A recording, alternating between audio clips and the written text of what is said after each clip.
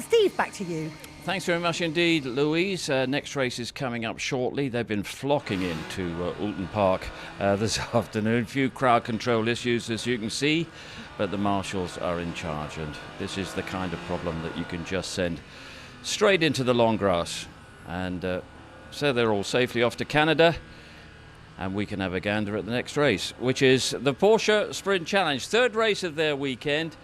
2 wins out of 2 for Tom Bradshaw, who's now on pole for round 9. There they go. And hopefully we won't see them again, especially through the windscreen of the Porsche Sprint Challenge runners. Jade Edwards and David Addison are watching this one.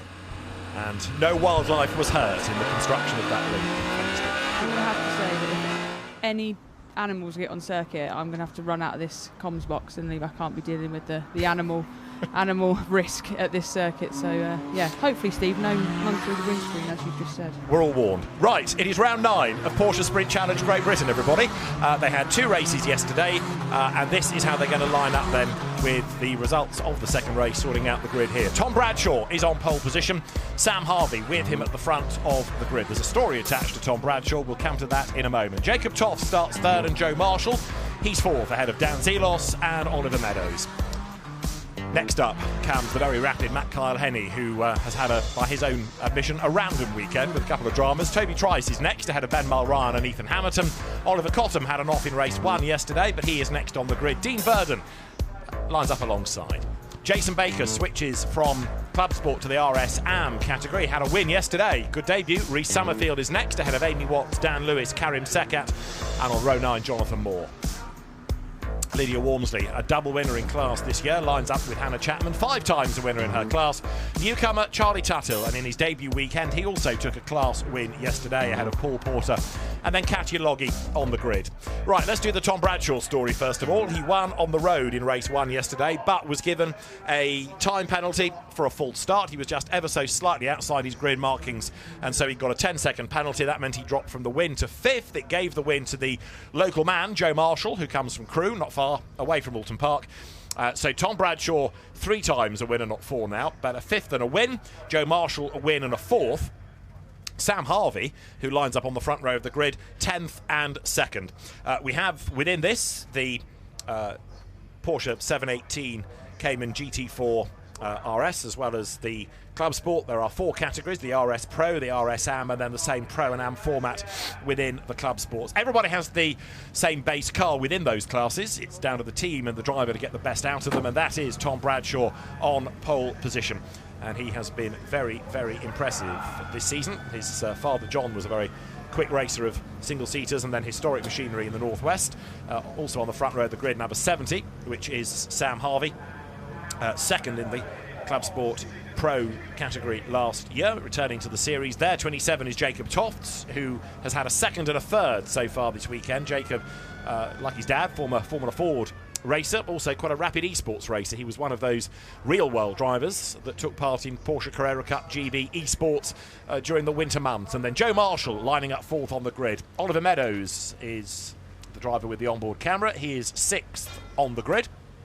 And that's the run down towards Old Hall Corner. And Jade, it's not the widest of tracks, or at least it's made to look not very wide, given how wide modern-day cars are. Yeah, exactly that. The track's not changed over the years, but the cars have got bigger, and we notice it every single time when they're side by side, especially, you know, if we ever watch GT racing and when the touring cars are out, you can really see how narrow it is around here. So although the layout of the circuit does induce or encourage overtaking, because of the width issues of it, it does make it tricky, but it's also nice and easy to defend if you need to as well. Right, green flag lap then is underway. Opportunity to get some warmth into the Michelin rubber on which they all run.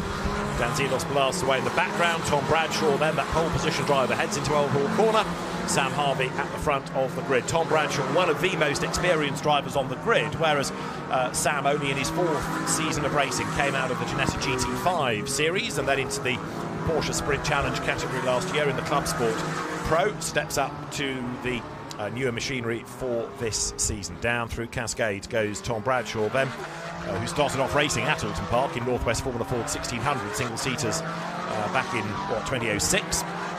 Drove in Formula Palmer Audi, one-make single-seater races for a time, had a spell in Carrera Cup GB, and then had a few years away before co-driving with his dad in historic sports car double driver races, and also won the Walter Hayes Trophy at Silverstone for Formula Fords back in 2022. Fourth in the championship last year. He's very much the benchmark driver, and he then is making that run down towards the Hislop chicane with Sam Harvey next in the queue. Jacob Tofts then third on the grid ahead of Joe Marshall. Dan Zelos will start fifth ahead of Oliver Meadows there coming into Hislops. You've got Matt Kyle Henney behind, one of the drivers to beat, still leading the championship in the RS Am category, ahead of Toby Trice, who's a long way back, a third and an eighth this weekend, but it was yesterday where he dropped back in the pack that really did for Toby on this grid. So he's one to watch, because Toby Trice is another driver who has been a race winner this year, indeed 4 times a race winner. Ben Mulryan and Ethan Hamilton are on row 5. Row 6 is Oliver Cottam and Dean Burden.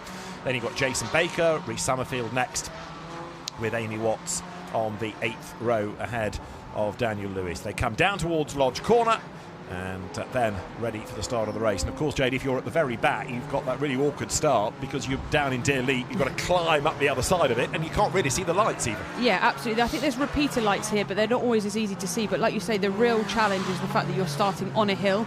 You want to be able to load the car up at high enough revs to manage that hill, but also not bog down and not creep on the line as well. So it's really tricky. To the grid they come then. So Tom Bradshaw on pole position in the yellow fronted car. Sam Harvey with him at the very front of the grid. Then Jacob Tofts in the blue and yellow livery behind, and over his shoulder you've got Dan Zelos, remember, who's been a star of mini racing of recent seasons. Had a spell in the BTCC last year, and then coming into Porsche's late before the season started, just a few days before the championship got underway. Katya Loggy there, who's been in the mini challenge for the last couple of seasons, motorsport engineering student at Derby University, coached by Abby Eaton, a winner in Carrera Cup GB last year. Right, we're good to go. Round 9 of Porsche Sprint Challenge GB. 5-second board is shown. Tom Bradshaw is on pole position. Drivers now look towards the lights. They start that launch control system process. It is blast off, and a good getaway by Jacob Toft, a good start by Tom Bradshaw, and a good start as well by Sam Harvey, is up round the outside line there. Look, tries to go Joe Marshall as they dive down towards the right-hand Revolhall corner for the first time. 1 or 2 go a little bit wide. We've got one on the dirt that thankfully should be able to rejoin, as not only does Tom Bradshaw lead the way, but he's managed to get away by, what, 3 lengths already? Yeah, he managed to get a massive launch at the start there and get away, and this is the sort of thing you want on this lap 1, is to bridge a gap straight away. Look at the gap he's got already into the hairpin. Everyone else, concertina up, trying to defend as best they can, not getting the optimum run out, whereas the leader is away and able to drive the line he exactly wants.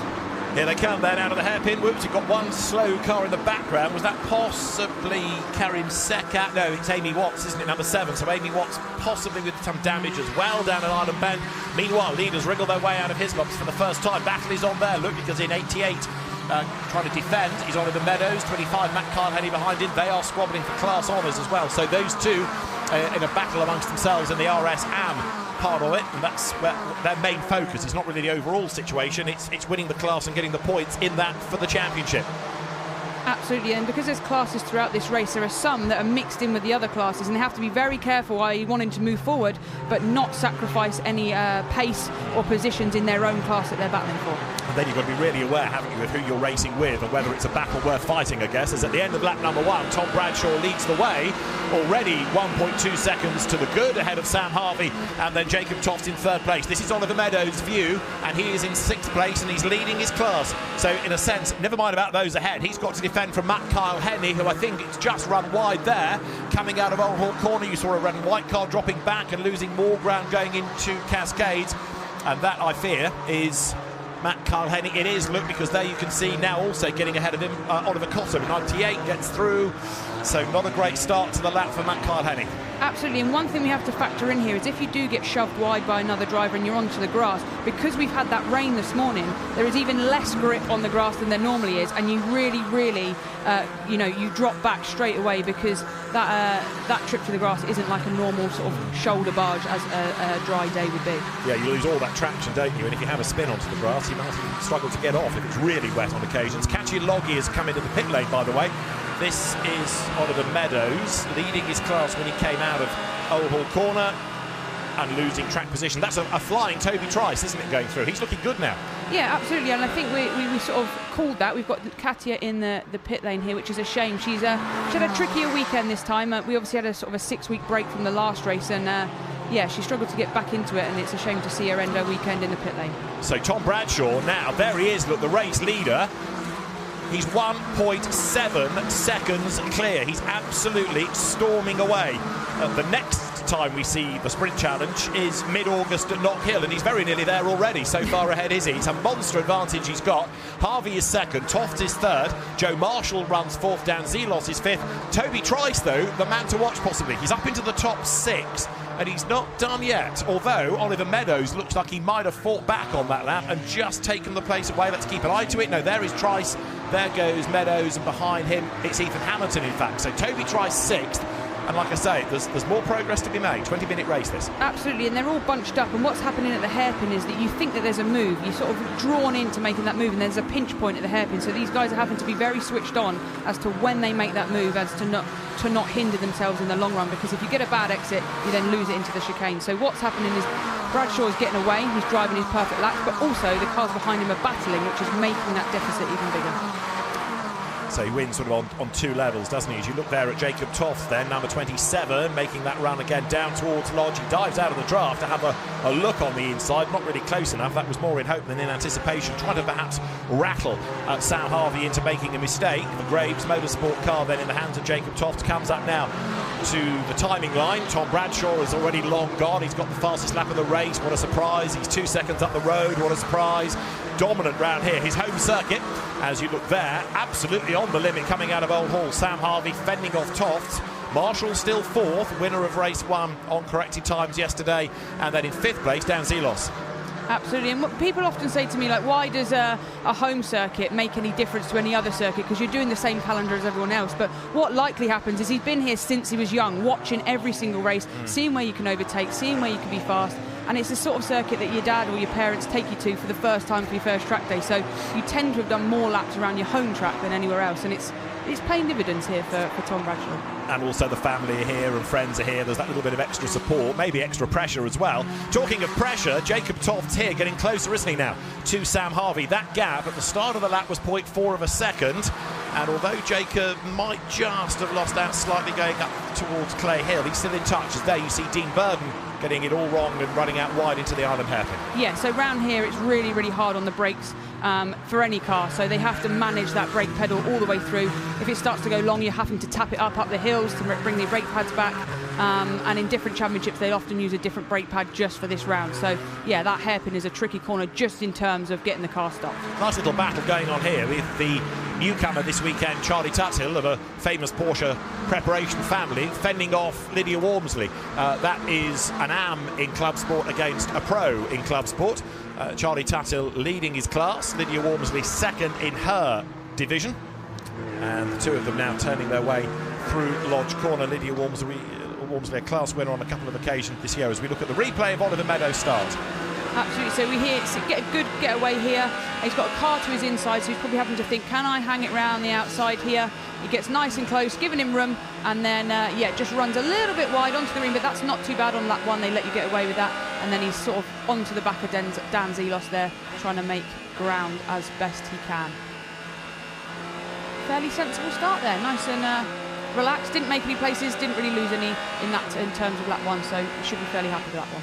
And then down towards the hairpin, Zelos goes to the outside ahead, tries to go around the outside of Marshall. Up the inside goes Meadows, and there's a little bit of rubbing maybe as they get the power down, and the car sort of squirm the other side, but a busy first half of the first lap for Oliver Meadows. Now, while all that's been going on, there is a 10-second penalty for a full start given to Oliver Cotton and also to Amy Watts, so it's not affecting the situation up front, but two drivers then penalised for a full start, just being slightly over the grid markings again. Yeah, so there's two ways you can obviously do a full start. It's either out of position, so you're over your line, or too far to the side, or you literally jump the start and go ahead of the light. So yeah, both of those drivers being caught out there and getting a penalty for that. Like you say, it doesn't change the overall up front side of the race, but in their own category and their own class, it will be really detrimental. Absolutely right. And one of those, Oliver Cotton's car, is there heading at the front of this little battle pack in the 1970 hippie Porsche livery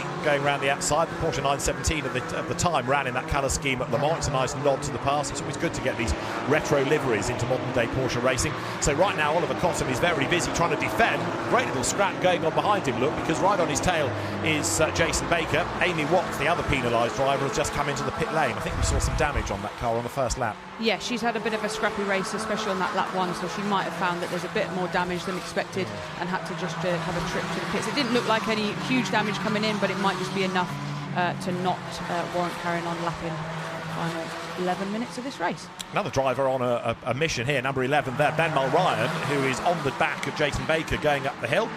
Ben Mulryan also in his second year in the championship, but go back 2 seasons, he was Fiesta Junior champion, so very different type of racing machine here, but he's going really nicely and coming now down towards Lodge Corner. Now let's have a look, if we can, at the start. Oliver Cottam, he's the one on the sort of bottom right of the blue car.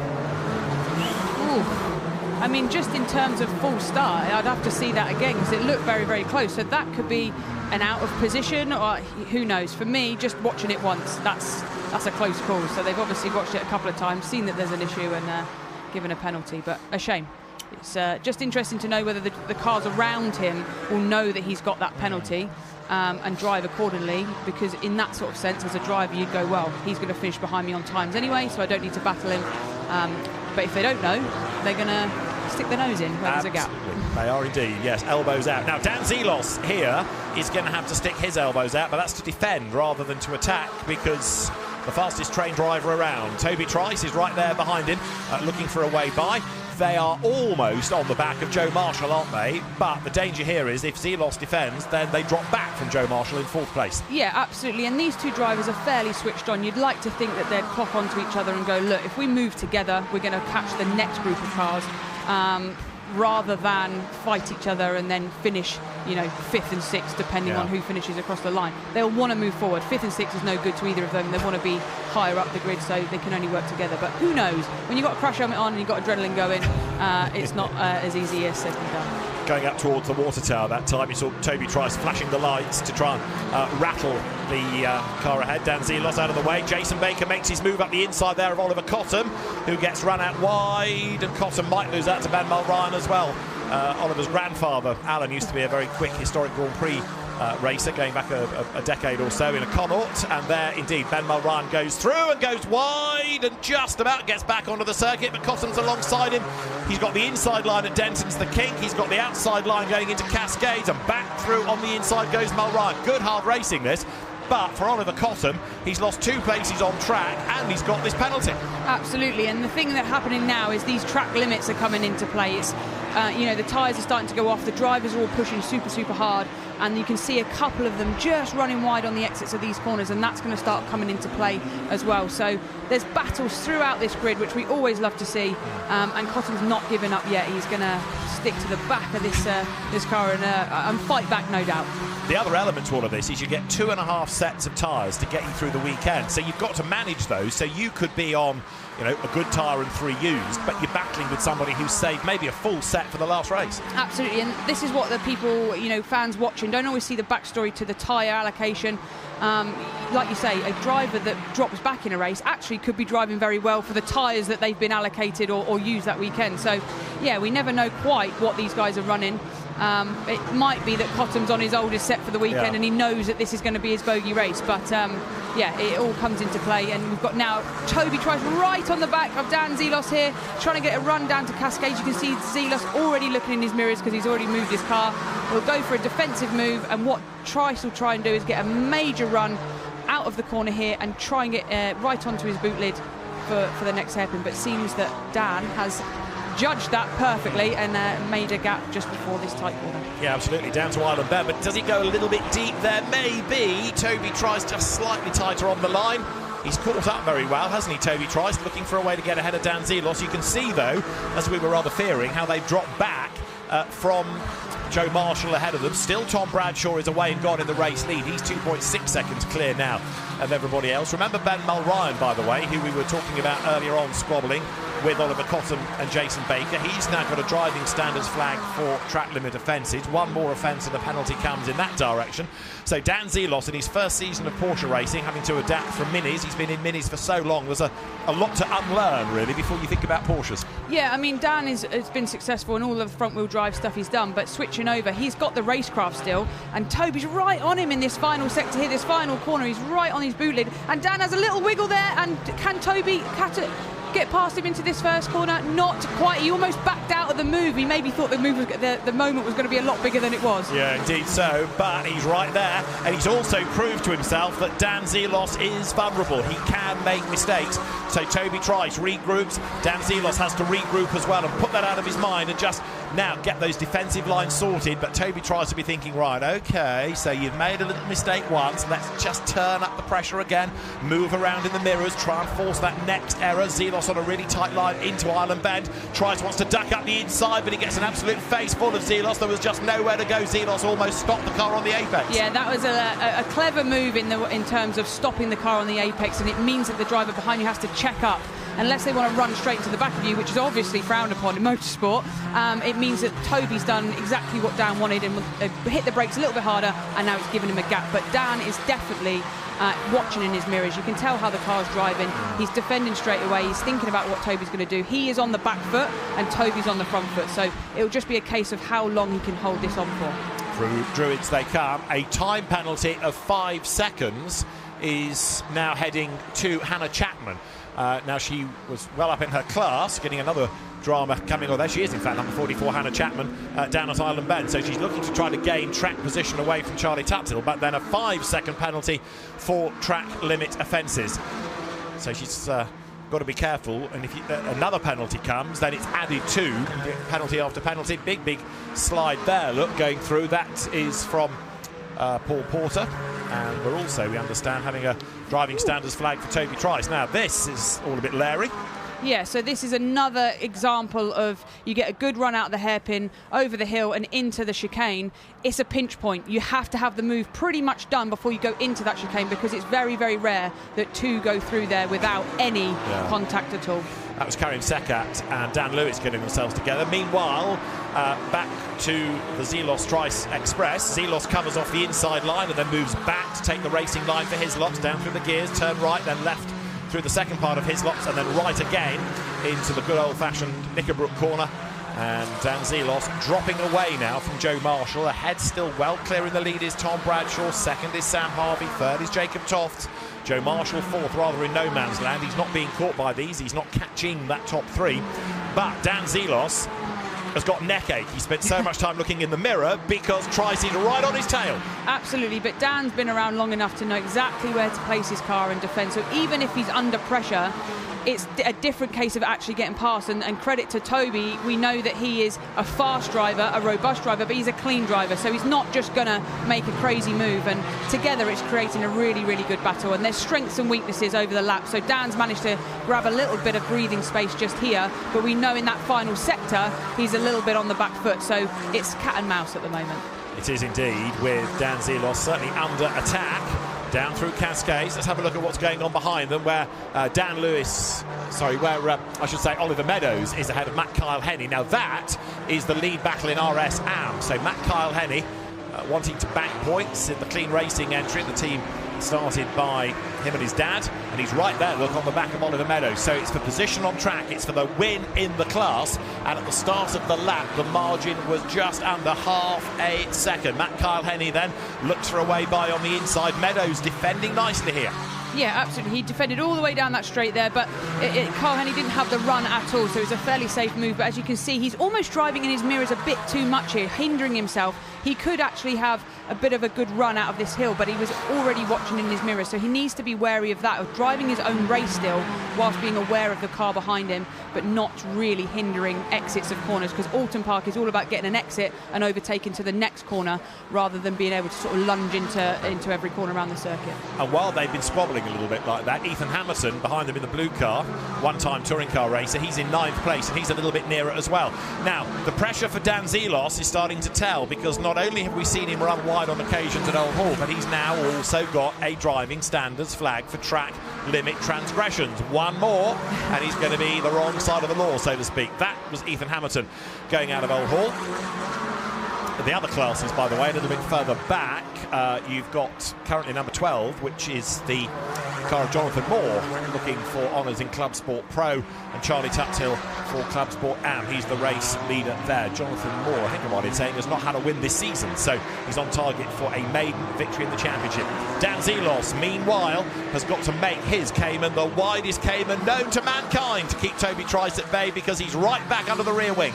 Absolutely. You see him go for the defensive line and then back over to the optimum line there, so he knows that Toby Trice is right on him, and he's going to have to show the fact that he's defending everywhere, because he knows if he shows him an inch, Toby Trice will be straight in the inside and trying to make an overtake. But equally, Toby could be pressuring him into these track limits environments where he's trying to get him to have that penalty, because if he can't get past him, let's try and pressure him into a mistake and do it that way. But yeah, Toby has shown his nose as best he can. And remember, they're in the same type of car, so it is down to driver ability, as you see Hannah Chapman there. Now, don't forget, she's got this penalty, and in fact she's got 2 penalties, because a further 10 seconds have been added for track limit offences. So by the time you add all the time penalties on, that's going to drop her to about Tuesday. And Trice has done it on the inside, diving into Old Hall corner. Not only has he done it, he's come out the other side of Old Hall well clear. That tells me that something may have happened at the final corner to create that sort of tussle, because look at the gap he's got. So either Dan's now got an issue, or something happened at the final corner which gave Toby Trice the best run into turn 1, because that move, I think, was done way before the cameras caught it. I think you're probably right about that, given the size of the gap. So let's have a look at it. Well, maybe a wobble coming out of Lodge. So Deerleague was where he was caught, and Toby is through in a Trice. Absolutely. So we saw in the previous lap that Dan actually had a bit of a wobble on the exit. He might be fighting those track limits warriors, because his car might be understeering and he's struggling with it, and that created the overlap. We've now got a battle still going on into the Knickerbrook chicane here, trying to get the switch back. Carl Henny will try to get the run out of this final corner here up the hill, but again, because these cars are so even and so equal, even if you do get a good run, it needs to be a monster to be able to get an overlap into Druids. And of course, just as Kyle Henny starts to plan all of this, his mirrors are getting ever bluer, because Ethan Hamilton has arrived on his tail, and that's the last thing that Kyle Henny wants. He doesn't want to have to look behind, he doesn't want to be distracted by defending, he wants just to attack Oliver Meadows, who does defend coming down the Lodge. Now, the leader has gone by onto his last lap with about 5 seconds to spare, so there's one more lap for Oliver Meadows versus Kyle Henny for the RS Am category win here. Oliver Meadows comes towards you. His brother Michael, remember, was a Carrera Cup GB champion. Dad Ron, team manager of the Mercedes F1 team. And this... Here we go, bit of contact. Yes, a little rough. I think Zelos was going wide anyway. Yeah, I mean, Zelos looked like he was running a bit wide. Toby was definitely down on the inside. Dan want to know that. I don't think it was, any sort of malicious move, just a tiny bit of contact, but it shows because the cars are loaded up as you go through there, it's just enough for Toby to get an overlap and into turn 1, make the move. Something about being overzealous. Anyway, Dan Zelos loses the place, and there is the race leader. Remember him, Tom Bradshaw? He's got through another couple of podcasts, so easy as the task been in this race. He's way out up front. Just the ideal race for him, except he's got to maintain concentration all the time. Yeah, I mean, people think, oh, it's easy, he's got a 4-second lead, but actually in some ways it's harder, because concentration, you're not dialed into it. When you've got a car right on your tail, or you know that you can lose it quite quickly, it kind of keeps you focused, whereas he's having to do lap after lap on his own, almost like testing, and keep that concentration. One mistake, as we've seen, can be very, very detrimental. Checkered flag at the ready for Tom Bradshaw to take a second win of the weekend. It's all 3 on the road, but only 2 survive because of a time penalty in race 1. Second place to Sam Harvey. Jacob Toft takes 3rd ahead of Joe Marshall, and then the hard-charging Toby Trice. Kyle Henny has done it. Look, on the last lap, he's found a way past Oliver Meadows, and he's delighted as he crosses the line. He wins then, Kyle Henny, the RS Am class. Great battle, race long, with Oliver Meadows. The other class, oh dear, off the road there, look, has gone Paul Porter. That's down at Island Bend. Oh, Mr. Porter. Paul gets back on the track, rejoins but that's going to make him a rather distant finisher. Yeah, absolutely. There, we didn't see if there was contact or if he just sort of outbraked himself and made a mistake. But yes, amazing race, and for Kyle Henney to get that move done on the final lap, that'll feel extra special as well. And yeah, a nice way to round off his weekend. Is that more demoralising for you as a driver? You know, you've worked so hard for virtually every lap, and then on the last one you lose out. Let's have that's Paul Porter. Himself, it looks like. Wow. Did well actually not to collect anyone on his way through there, but that sums up Oulton Park. What I was saying about the brakes is that it's really hard on the brakes, and you just got to take one little late break and you're running wide. And yeah, same again there. It's just, you can see the cars understeering, contact on the exit. Karim Sekat there. Yeah, late brakes, understeering, more power, that'll help. But apparently not in that scenario. So Tom Bradshaw, who's had the easiest task of all, he made absolutely sure he was within his grid markings, and on home soil he has been a runaway winner, hasn't he? Tom Bradshaw, based in Greater Manchester, victorious here, as I say, where he started his Formula Ford career a long time ago. And Sam Harvey, Jacob Toft's second and third. Now let's have a look at how Matt Kyle Henney got the class lead into Island Bend. You're riding with Oliver Meadows out of the corner. Ooh. Was that moment induced himself, or was he tapped a little bit? And yeah, just bad traction, so we don't know whether that was contact or whether he's just picked up the power a bit too aggressively and had a moment himself. But yeah, fairly easy move for Kyle Henney there. Yeah, around the outside, coming out of the corner. So busy race for the fans here at Oulton Park to enjoy, and Tom Bradshaw certainly enjoyed it. Tom Bradshaw wins round 9 of Porsche Sprint Challenge GB from Sam Harvey and Jacob Toft.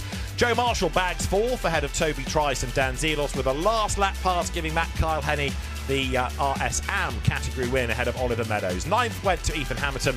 Rhys Summerfield was 10th. Jason Baker in his first weekend for Tuthill UK in the RS Am class 11th ahead of Ben Mulryan, then Dan Lewis, Dean Burton, Oliver Cotton with his penalty, and Karim Sekat.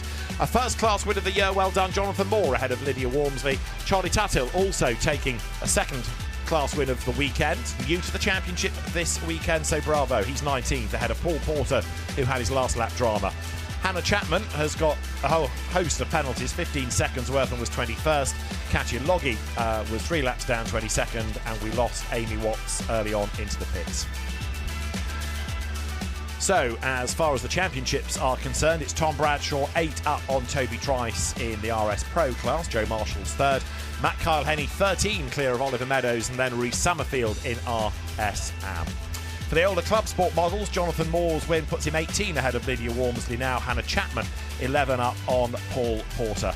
And we look forward to seeing the cars back in action at Knock Hill. So some good racing here at Oulton Park. And it's another win for Tom Bradshaw. We'll be back, though, for more action from Oulton Park after the break.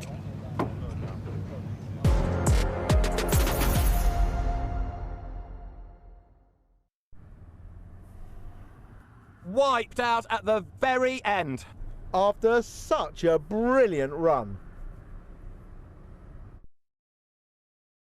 When Millicent first saw her baby